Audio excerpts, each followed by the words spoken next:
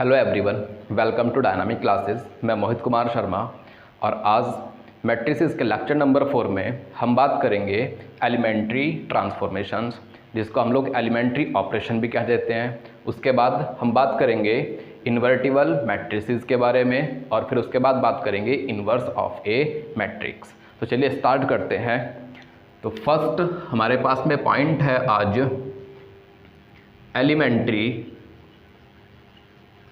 Elementary transformation.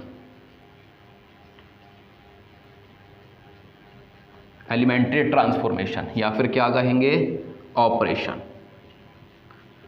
Elementary transformation या operation.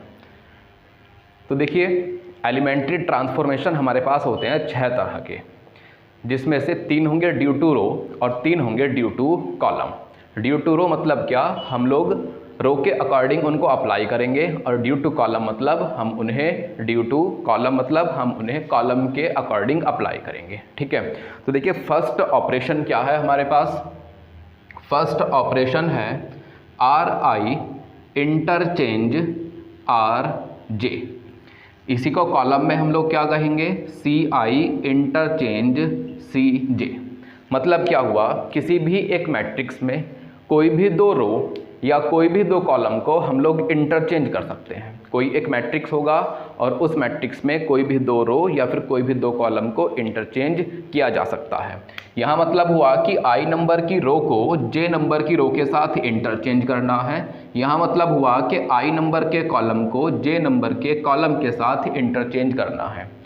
ठीक है, मान लिया ए हमारे पास एक मैट्रिक्स है 2 3 -4 5 0 6 2 √3 3।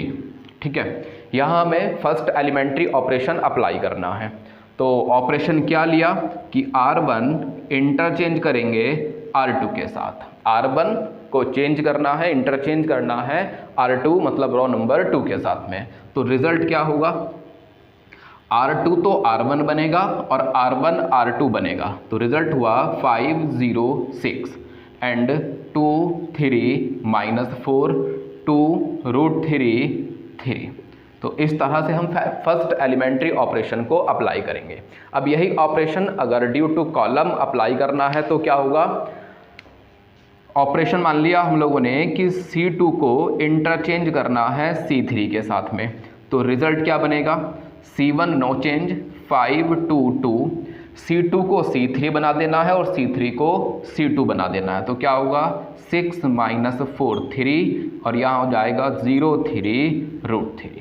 ठीक है, तो फर्स्ट ऑपरेशन के अकॉर्डिंग हम किसी भी एक मैट्रिक्स में कोई भी 2 रो को या फिर कोई भी 2 कॉलम को एक दूसरे के साथ इंटरचेंज कर सकते हैं। ठीक है, तो चलते हैं नेक्स्ट ऑपरेशन की तरफ। तो सेकंड ऑपरेशन है हमारे पास आर आई चेंज के आर आई। कॉलम के अकॉर्डिंग कहेंगे सी आई चेंज के सी आई, और यहाँ के किस तरह का होगा, के होगा नॉन ज़ीरो। मतलब क्या हुआ कि किसी भी एक रो में हम लोग किसी एक नॉन ज़ीरो नंबर की मल्टीप्लाई करके उसको चेंज कर सकते हैं। यहाँ आई नंबर की रो को चेंज किया गया है एक नॉन ज़ीरो नंबर के की मल्टीप्लाई करके। ठीक है, यहाँ आई नंबर के कॉलम को चेंज किया गया है एक नॉन ज़ीरो नंबर के की मल्टीप्लाई करने के बाद। तो देखते हैं एग्जाम्पल से। A इक्वस टू एक एलिमेंट एक A इक्वस टू 5 0 2 0 1 -4 2 3 1। ये हमारे पास एक 3x3 का मैट्रिक्स हुआ और हमें यहाँ ऑपरेशन अप्लाई करना है। तो अप्लाई करते हैं, R1 चेंज करेंगे -2 R1। मतलब हुआ है यहाँ कि फर्स्ट नंबर की रो में -2 की मल्टीप्लाई करके उसको चेंज करना है।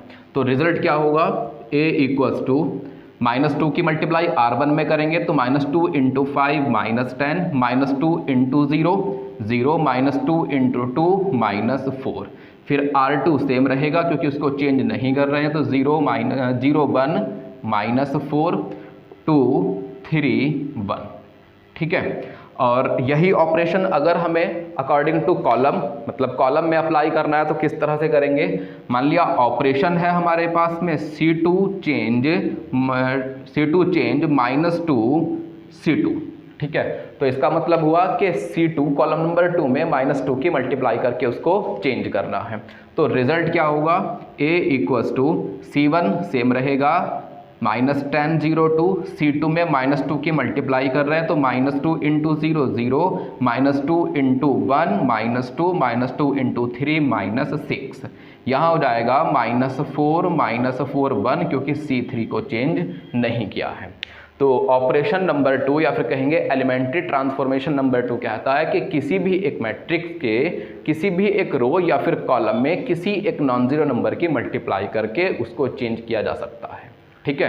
तो अब चलते हैं हम लोग नेक्स्ट ऑपरेशन की तरफ। ऑपरेशन नंबर 3,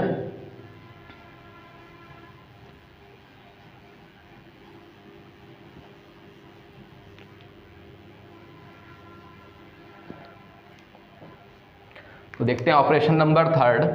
ऑपरेशन नंबर 3 कहता है कि RI change RI plus KRJ। अब इसी को कॉलम में कहेंगे कि CI change CI plus KCJ, और यहाँ K किस तरह का होगा, K होगा हमारे पास नॉन जीरो। मतलब क्या हुआ, RI मतलब I नंबर की रो को चेंज करना है। चेंज किस तरह से करना है, RI में RJ को ऐड करेंगे, लेकिन RI में साथ में K की मल्टीप्लाई भी करनी है, जहां K कैसा है, एक नॉन जीरो नंबर। मतलब RJ में एक नॉन जीरो नंबर की मल्टीप्लाई करनी है और उस रिजल्ट को RI के साथ ऐड कर देना है, और जो रिजल्ट बनेगा वो RI से क्या हो जाएगा, रिप्लेस हो जाएगा, ठीक है। सेम तरह से कॉलम में करेंगे। CJ कॉलम में हमें K की मल्टीप्लाई करनी है, फिर उसको CI में ऐड करके और CI के साथ में चेंज कर देना है। समझते हैं एग्जाम्पल के साथ में। मान लिया A एक मैट्रिक्स है 2 3 -1 4 2 3 0 1 5। यहाँ एक ऑपरेशन अप्लाई किया R1 change R1 plus 2R2, ठीक है। तो क्या हुआ देखिए, R1 मतलब फर्स्ट नंबर रो को चेंज करना है। चेंज किस तरह से करना है, R1 को ऐड करेंगे R2 के साथ और साथ में R2 में 2 की मल्टीप्लाई भी कर देनी है, ठीक है। तो यहाँ K का वर्क कौन करेगा, K का वर्क करेगा 2, जो कैसा है, नॉन जीरो। तो अप्लाई करते हैं इसको। तो A = R1 को चेंज करना है, R1 में 2R2 ऐड करके, तो 2R2 मतलब 2 × 4 8, 8 + 2 कितना हुआ, 10। ऐसे यहाँ 2 × 2 4, 4 + 3 हो जाएगा 7, 3 × 2 6, 6 + -1 तो ये हो जाएगा 5। उसके बाद 4 2 3 एंड 0 1 5 ये सेम रहेगा, क्योंकि R2 और R3 को हमने चेंज नहीं किया है। अब यही ऑपरेशन अगर कॉलम में अप्लाई करना है तो किस तरह से करेंगे, C2 को चेंज करते हैं, तो C2 change C2 plus 3C3। यहाँ क्या हुआ कि C2 को चेंज करना है। चेंज किस तरह से करना है, C2 में 3C3 को ऐड करके। तो देखिए रिजल्ट क्या बनेगा, A = C1 को चेंज नहीं कर रहे हैं तो 10 4 0 ये सेम। अब C2 को चेंज करना है, किस तरह से करना है, C2 में 3C3 को ऐड करके। तो यहाँ 3 की मल्टीप्लाई करेंगे, 3 × 5 15, 15 + 7 ये हो जाएगा 22, 3 × 3 9, 9 + 2 11 और 3 × 5 15, 15 + 1 16। और ये C3 भी सेम, क्योंकि C3 को भी हम चेंज नहीं कर रहे हैं। तो थर्ड ऑपरेशन हमने समझ लिया है। थर्ड ऑपरेशन के अकॉर्डिंग किसी भी एक रो या किसी भी एक कॉलम को चेंज करेंगे। चेंज किस तरह से करेंगे, उसी ही रो या कॉलम में किसी दूसरी रो को ऐड करना है एक नॉन जीरो नंबर की मल्टीप्लाई करने के बाद में, ठीक है। तो इसके बाद हम चलते हैं इन्वर्टिबल मैट्रिसेस की तरफ। एलिमेंट्री ऑपरेशन हमारे कंप्लीट हुए, हमने विद एग्जाम्पल उनको समझ लिया है, और अब चलते हैं इन्वर्टिबल मैट्रिसेस की तरफ। तो नेक्स्ट पॉइंट,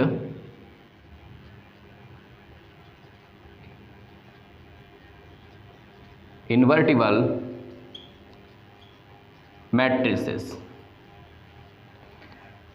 तो देखिए इन्वर्टिबल मैट्रिसेस क्या होता है। हमारे पास ए एक स्क्वायर मैट्रिक्स है, ए एक स्क्वायर मैट्रिक्स है। अगर यहाँ बी एक मैट्रिक्स इस तरह से आ जाए कि ए बी या फिर बी ए क्या हो, आई बन जाए। हमारे पास ए एक स्क्वायर मैट्रिक्स है, किसी भी ऑर्डर का हो सकता है।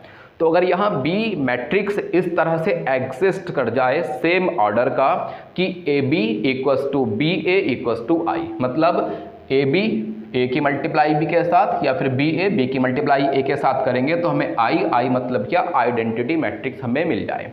अगर ऐसा हो जाता है तो इस बी को हम कहेंगे इनवर्स मैट्रिक्स ऑफ ए। तो B is called inverse matrix of A. तो इस बी को कहेंगे इनवर्स मैट्रिक्स ऑफ ए और इसको डिनोट करेंगे ए इनवर्स से। ठीक है, तो ए इनवर्स किसके इक्वल हुआ, बी के इक्वल हो जाएगा। तो बी कहा गया इनवर्स ऑफ ए, और क्योंकि ए का इनवर्स हमें मिल गया है और ए का इनवर्स क्या है, बी, या फिर कहेंगे ए इनवर्स, तो ये ए मैट्रिक्स कहा जाएगा ए इज कॉल्ड इन्वर्टिबल मैट्रिक्स। तो ए क्या हुआ, ए हुआ इन्वर्टिबल। ठीक है, कहने का मतलब हुआ अगर एक हमारे पास मैट्रिक्स है ए और यहाँ कोई दूसरा मैट्रिक्स बी इस तरह से एग्जिस्ट कर जाए कि ए बी या फिर बी ए आइडेंटिटी मैट्रिक्स बन जाए, तो हम इस बी मैट्रिक्स को कहेंगे इनवर्स मैट्रिक्स ऑफ ए। इसको डिनोट करेंगे ए इनवर्स के साथ में, और ये ए मैट्रिक्स जो हमारे पास गिवन था इसको कहेंगे इन्वर्टिबल मैट्रिक्स। ये हो जाएगा इन्वर्टिबल मैट्रिक्स। ठीक है, अब बात करेंगे इनवर्स ऑफ ए मैट्रिक्स के बारे में। तो नेक्स्ट पॉइंट है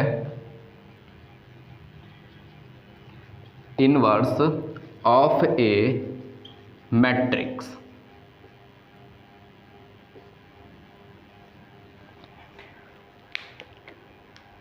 मान लिया हमें एक मैट्रिक्स गिवन है ए।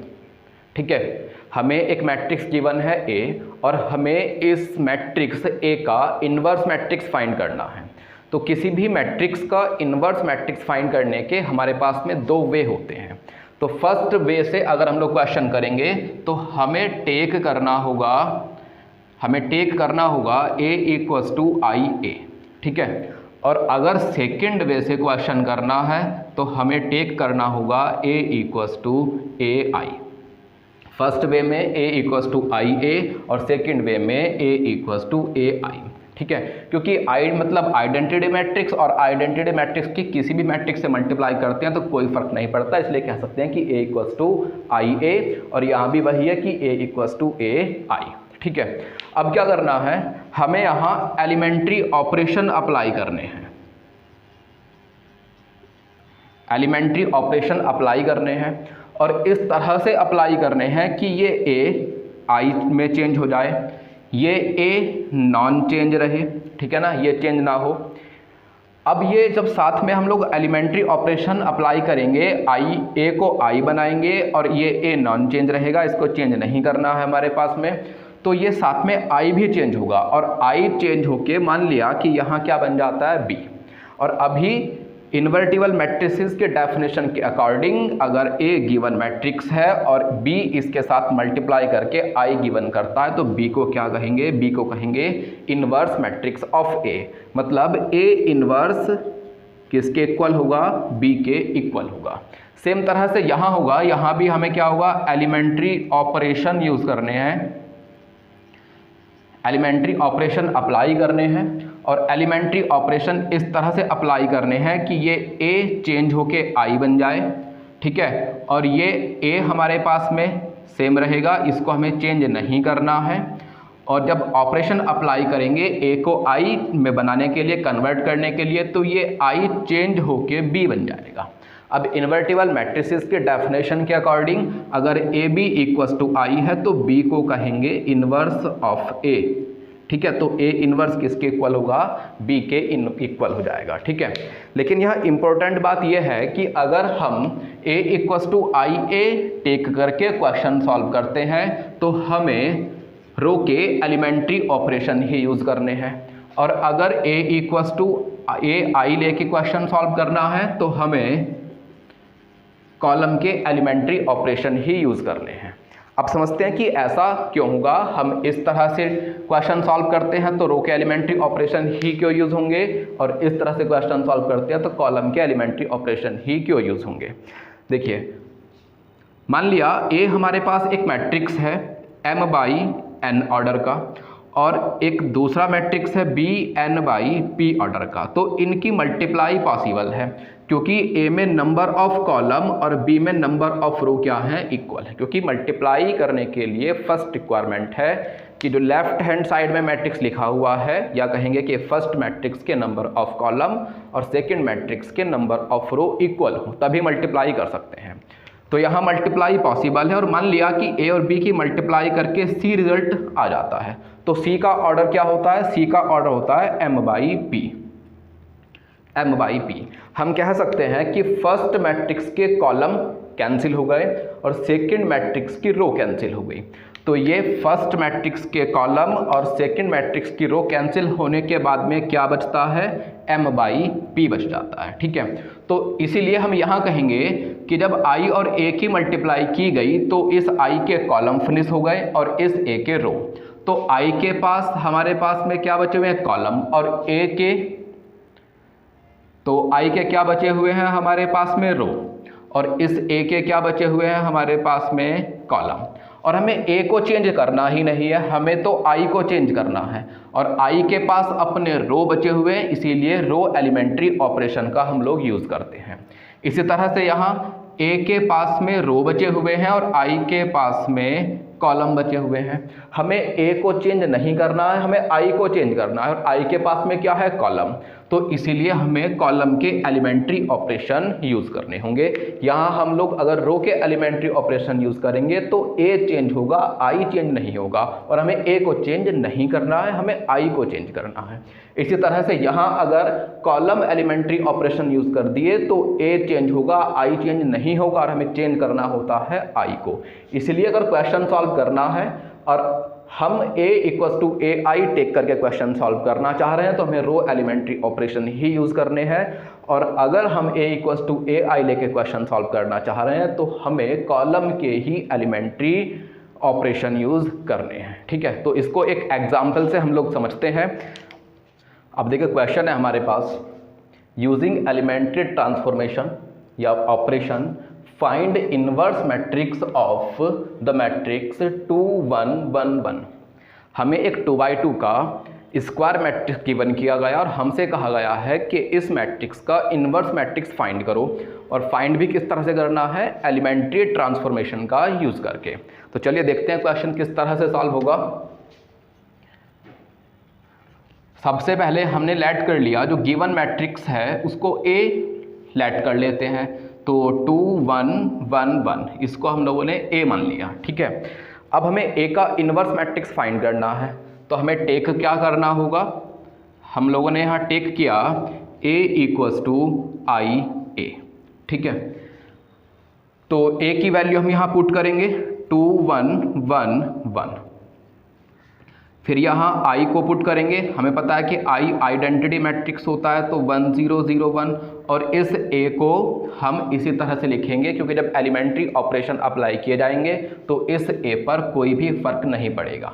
और हमें पता है कि a equals to I A take करके अगर क्वेश्चन सॉल्व करना है तो रो एलिमेंट्री ऑपरेशन ही यूज़ करने हैं, ठीक है। तो अब क्या करना है, हमें इस a को चेंज करना है आइडेंटिटी मैट्रिक्स में और यूज़ करना है एलिमेंट्री ऑपरेशन का, ठीक है।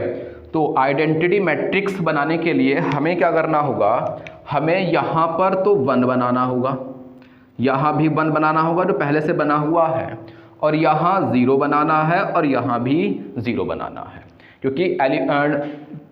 क्योंकि आइडेंटिटी मैट्रिक्स मतलब डायगोनल पर 1 1 और बाकी नॉन डायगोनल एलिमेंट्स क्या होंगे, 0 होंगे। तो सबसे पहले क्या करेंगे, हम A11 पोजीशन पर 1 बनाएंगे, फिर उसके नीचे के एलिमेंट को 0 करेंगे, ठीक है। उसके बाद A22 पोजीशन पर 1 बनाएंगे और उसके ऊपर के एलिमेंट को 0 करेंगे। तो देखते हैं किस तरह से ये क्वेश्चन सॉल्व होगा।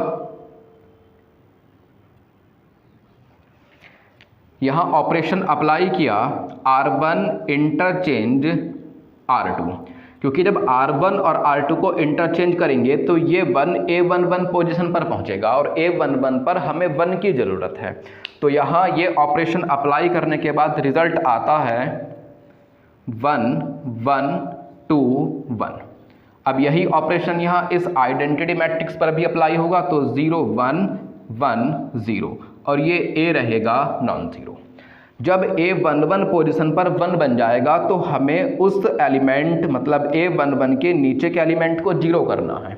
अब इसको 0 अगर करना है तो मुझे ये वाला ऑपरेशन अप्लाई करना होगा R2 change R2 minus 2R1, क्योंकि जब R1 में 2 की मल्टीप्लाई करके R2 से सब्ट्रैक्ट किया जाएगा तब क्या आ जाएगा 0। तो यहाँ क्या हुआ, R1 को चेंज नहीं कर रहे हैं तो 1 1, फिर यहाँ 2 की मल्टीप्लाई करके R2 से सब्ट्रैक्ट करेंगे तो 0, 2 की मल्टीप्लाई करके R2 से सब्ट्रैक्ट करेंगे तो -1। अब यही ऑपरेशन यहाँ भी अप्लाई करना है, तो R1 चेंज नहीं किया तो 0 1, यहाँ 2 की मल्टीप्लाई करके सब्ट्रैक्ट करेंगे तो 1 ही रहेगा, 2 की मल्टीप्लाई करके सब्ट्रैक्ट करेंगे तो -2 आ जाएगा और ये A रहेगा सेम। तो सबसे पहले स्टेप में A11 पर 1 बनाना है, उसके बाद इस A11 के नीचे के एलिमेंट्स को 0 करेंगे। फिर नेक्स्ट स्टेप क्या होगा, हमें A22 पर 1 बनाना है, तो A22 पर अभी -1 बना हुआ है और मुझे ज़रूरत क्या है +1 की, तो हमें एलिमेंट्री ऑपरेशन अप्लाई करना होगा R2 चेंज -R2, ठीक है। तो R2 में -1 की मल्टीप्लाई करेंगे तो यहाँ +1 बन जाएगा। तो रिजल्ट क्या हुआ हमारे पास यहाँ 1 1 0 1। यही राइट हैंड साइड में भी अप्लाई होगा, तो 0 1 0 1 और यहाँ हो जाएगा -1 2 और ये A रहेगा नो चेंज, ठीक है, ये चेंज नहीं होगा। अब क्या हुआ, A11 पर 1 बना लिया, उसके नीचे के एलिमेंट को 0 किया, फिर A22 पर भी 1 बना। अब A22 से जो ऊपर एलिमेंट है उसको क्या बनाना है 0 बनाना है। तो ये 0 किस तरह से बन सकता है, हमें यहाँ पर 0 बनाना है, मतलब R1 को चेंज करना होगा। तो R1 को चेंज किस तरह से करेंगे, R1 चेंज करेंगे R1 माइनस R2। तो यहाँ R1 को चेंज करेंगे R1 माइनस R2, तो ये 1 ही रहेगा, R1 माइनस R2 0 और R2 को हमें चेंज करना ही नहीं है। तो यहाँ राइट हैंड साइड क्या हुआ, माइनस करते हैं R1 माइनस R2 तो 1 बनेगा और यहाँ हो जाएगा -1, ये -1, ये 2 और ये बनेगा A, ठीक है। तो देखिए एलिमेंट्री ऑपरेशन अप्लाई किया और ये A हमने चेंज कर लिया आइडेंटिटी मैट्रिक्स में, ठीक है। तो ये किस तरह से हुआ हमारे पास में, ये I हो गया और ये हमारे पास ये क्या बना, इसको कहेंगे हम लोग यहाँ A इनवर्स और ये रहेगा क्या A, क्योंकि A into A inverse equals to I, या B बोल सकते हैं तो B equals to A inverse. तो यहाँ से हम कहेंगे कि A इनवर्स किसके इक्वल है 1 -1 -1 2, ठीक है। तो ये हुआ हमारा इनवर्स ऑफ A। अब चलते हैं नेक्स्ट क्वेश्चन की तरफ। क्वेश्चन है यूजिंग एलिमेंट्री ट्रांसफॉर्मेशन या operation find inverse matrix of the matrix 2 0 -1 5 1 0 0 1 3, ठीक है। तो सॉल्व करते हैं हम लोग। सबसे पहले क्या करना होगा, लेट करेंगे गिवन मैट्रिक्स को A मान लेंगे, तो ये हो जाएगा A इक्वल्स टू 2 0 -1 5 1 0 0 1 3, ठीक है। उसके बाद टेक करना है, taking A equals to I A, और A की वैल्यू क्या है हमारे पास में 2 0 -1 5 1 0 0 1 3 एंड I हमें पता है कि I एक आइडेंटिटी मैट्रिक्स है जिसकी वैल्यू क्या होगी 1 0 0 0 1 0 0 0 1 और ये A इसी तरह से हमारे पास रहेगा। अब क्या करना है, अब हमें इस ए मैट्रिक्स को आइडेंटिटी मैट्रिक्स में चेंज करना है, और आइडेंटिटी मैट्रिक्स में चेंज करने के लिए हमें रो एलिमेंट्री ऑपरेशन अप्लाई करने हैं। ठीक है, तो एलिमेंट्री रो ऑपरेशन अप्लाई करने हैं और क्या करना है, आइडेंटिटी मैट्रिक्स बनाना है। तो हमें पैटर्न क्या फॉलो करना होगा, देखिए पैटर्न क्या होगा, अगर हमें 3×3 का कोई एक मैट्रिक्स गिवन है और उसको आइडेंटिटी में चेंज करना है, तो सबसे पहले हमें A11 पर 1 बनाना है। ठीक है, जब A11 पर 1 बन जाएगा तो उसके नीचे के दोनों एलिमेंट को क्या बनाएंगे, फिर 0 बनाएंगे। तो ये हमारा फर्स्ट स्टेप भी कह सकते हैं कि A11 पर 1 बनाएंगे, फिर उसके नीचे के एलिमेंट को 0 करेंगे। फिर नेक्स्ट स्टेप में A22 पर 1 बनाएंगे। ठीक है, A22 पर 1 बनाने के बाद उसके ऊपर के एलिमेंट को और उसके नीचे के एलिमेंट को 0 बनाएंगे। फिर नेक्स्ट स्टेप में A33 पर 1 बनाएंगे और A33 पर 1 बनाने के बाद उसके ऊपर के एलिमेंट को हमें क्या करना है, 0 कर देना है। तो ठीक है, अगर इस तरह से पैटर्न फॉलो करेंगे तो हमारा क्वेश्चन बहुत आसानी के साथ में सॉल्व हो जाएगा। सबसे पहला स्टेप A11 पर 1 बनाना है, उसके नीचे के एलिमेंट को 0 करना है। फिर A22 पर 1 बनाना है, उसके ऊपर और नीचे के एलिमेंट को 0 करना है। फिर A33 पर 1 बनाना है, फिर उसके ऊपर के एलिमेंट को 0 कर देना है। ठीक है, तो इस पैटर्न को फॉलो करते हुए हमें क्वेश्चन सॉल्व करना है। तो सबसे पहले क्या करेंगे, सबसे पहले हम यहाँ A11 पर 1 बनाएंगे। तो क्या करना है, A11 मतलब R1 को चेंज करना है, और R1 को किस तरह से चेंज करेंगे, 1/2 इंटू R1, क्योंकि 2 से डिवाइड करके यहाँ क्या बन जाएगा, 1। तो जब ये ऑपरेशन अप्लाई किया तो रिजल्ट क्या बनता है, यहाँ 1, यहाँ हो जाएगा 0, यहाँ हो जाएगा -1/2, यहाँ 5 1 0 0 1 3। यही ऑपरेशन राइट हैंड साइड भी अप्लाई होगा। तो यहाँ हुआ 1/2 0 0 0 1 0 0 0 1, और ये A इसी तरह से रहेगा। ठीक है, अब A11 पर 1 बन गया है, तो क्या करेंगे, इसके नीचे के एलिमेंट को 0 करेंगे। तो 5 को 0 बनाना है, और यहाँ पहले से ही 0 है। तो 5 कहाँ है, 5 है R2 में, तो इसका मतलब R2 को चेंज करना है। अब यहाँ 0 बनाने के लिए क्या करेंगे, R2 से सब्ट्रैक्ट कर देते हैं किसको, 5R1 को। ठीक है, 5R1 को। एक बात और ध्यान रखनी है, जब हम लोग 0 बनाएंगे तो 0 बनाने के लिए हम उस रो के साथ ही कैलकुलेशन करेंगे जिसमें हमने लास्ट टाइम क्या बनाया है, 1 बनाया है। तो लास्ट टाइम R1 में 1 बनाया है, इसलिए R2 की कैलकुलेशन R1 के साथ ही करनी है। तो क्या होगा, R2 को चेंज करना है, R2 - 5R1। तो ये ऑपरेशन जब अप्लाई करेंगे तो हमारे पास में रिजल्ट क्या होगा, R1 तो सेम रहेगा, 1 0 -1/2, और जब यहाँ अप्लाई करेंगे तो ये 0 बनेगा और यहाँ 1 ही रहेगा। तो ये 0, ये 1, और जब यहाँ हम लोग अप्लाई करेंगे तो R2 माइनस प्लस ये हो जाएगा 5/2। ठीक है, और R3 को भी चेंज नहीं किया है, तो 0 1 3 0 1 3। राइट हैंड साइड में सेम ऑपरेशन अप्लाई करेंगे तो R1 नो चेंज, तो यहाँ रहेगा 1/2 0 0। यहाँ ऑपरेशन अप्लाई करना है, तो यहाँ मल्टीप्लाई करेंगे 5 से, और उसके बाद में R2 से सब्ट्रैक्ट करना है, तो कितना हो जाएगा, -5/2, ये 0 सॉरी ये 1 और ये 0। तो यहाँ हुआ -5/2 1 0, और ये 0 0 1, और ये A रहेगा हमारे पास नो चेंज, क्योंकि वहाँ पर हमारा ऑपरेशन वर्क नहीं करेगा। अब क्या करना है, अब A22 पर 1 बनाना है, और वो पहले से ही बना हुआ है, तो हमें फिर वर्क नहीं करना पड़ेगा। जब A22 पर 1 बना हुआ है, फिर उसके ऊपर और नीचे के एलिमेंट को 0 करेंगे। अब A22 से ऊपर जो एलिमेंट है वो भी 0 है, तो हमें सिर्फ यहाँ पर 0 बनाना है। मतलब हमें इस बार R3 को चेंज करना है, और किस तरह से चेंज करेंगे, R3 - R2, क्योंकि 1 - 1 क्या हो जाएगा, 0। तो यहाँ हुआ 1 0 -1/2 0 1 5/2, और यहाँ होगा 0 0 3 -5/2 1/2, और यही ऑपरेशन राइट हैंड साइड भी अप्लाई करेंगे, तो यहाँ होगा 1/2 0 0 -5/2 1 0 और यहाँ अप्लाई करेंगे तो ये हो जाएगा R3 - R2 मीन्स 5/2, यहाँ होगा -1 और यहाँ होगा 1। ठीक है, ये A इसी तरह से रहेगा। तो A22 पर 1 बना हुआ है और उसके ऊपर और नीचे के एलिमेंट भी क्या है, 0 है।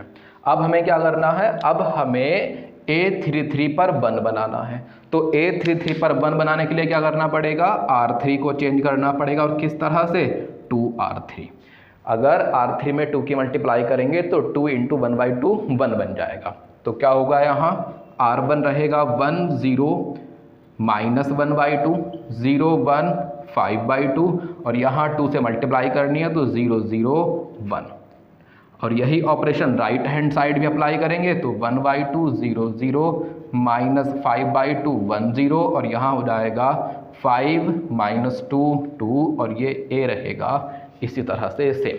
ठीक है, तो अब A33 पर हमारा 1 बना हुआ है और अब क्या करना पड़ेगा, हमें A33 से ऊपर के एलिमेंट को 0 बनाना है। तो 0 किस तरह से बनाएंगे, अब हमें यहाँ भी 0 बनाना है और हमें यहाँ भी 0 बनाना है।